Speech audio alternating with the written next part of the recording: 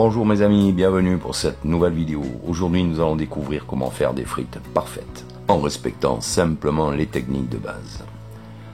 La pomme de terre de variété Binge est une bonne pomme de terre pour la frite.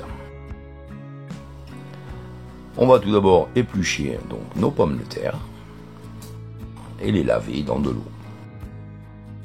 Si comme moi vous ne possédez pas de coupe-frites traditionnelle, un de ces fameux ustensiles qui laisse de petits sillons protubérants sur les frites, vous allez simplement utiliser pour couper vos frites un couteau avec des dents de scie. Ce style de couteau recrée ces fameux petits sillons protubérants qui, lors de la cuisson et coloration des frites, assureront le côté croustillant.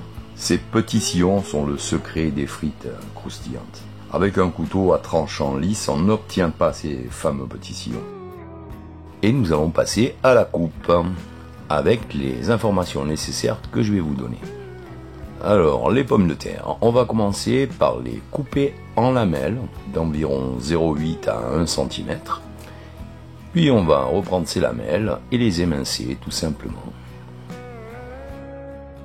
Les frites sont mises dans de l'eau pour éviter le noircissement et on va les laisser reposer comme ça dans l'eau un petit peu pendant un bon quart d'heure.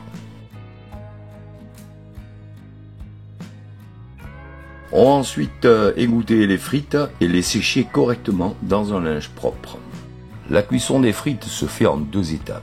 Tout d'abord ce qu'on appelle le pochage. On va pocher les frites dans une huile à une température de 150-160 degrés maximum. La frite ne doit pas colorer lors de cette première étape, mais on va lui assurer un 3/4 de cuisson. Si vous avez beaucoup de frites à faire, vous n'avez pas de friteuse à grande capacité, vous répétez simplement cette opération autant de fois que nécessaire avec une poêle et de l'huile. On va ensuite, après cette opération, laissez les frites reposer pendant 30 minutes à température ambiante. On va ensuite procéder à la coloration finale des frites. Notre huile va être chauffée à 180 degrés cette fois. Pour terminer la cuisson, assurer la coloration et le croustillant des frites. On choisira une huile supportant des hautes températures, telles que l'huile d'arachide ou l'huile de pépins de raisin. La tradition veut que l'on fasse les frites dans de la graisse de bœuf. Très dur à trouver de nos jours. On se rabat donc sur des huiles que je viens de vous citer qui supportent des températures plutôt élevées et totalement adaptées à la friture des pommes de terre. Il n'y a pas de temps préconisé.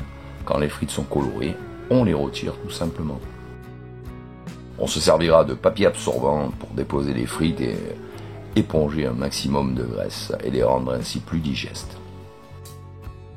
Dès que les frites sont retirées, on essaye d'envoyer ça immédiatement avec une pointe de sel et c'est le top. Voilà les amis, la véritable technique pour réussir des frites parfaites. Je vous souhaite un bon appétit et je vous dis à très bientôt. Et pour accompagner ces succulentes frites, je vous propose ces 5 recettes de sauce pour viande grillée ou escalope. Et pour aller encore plus loin sur la pomme de terre, voici 5 recettes, 5 façons différentes de préparer les pommes de terre.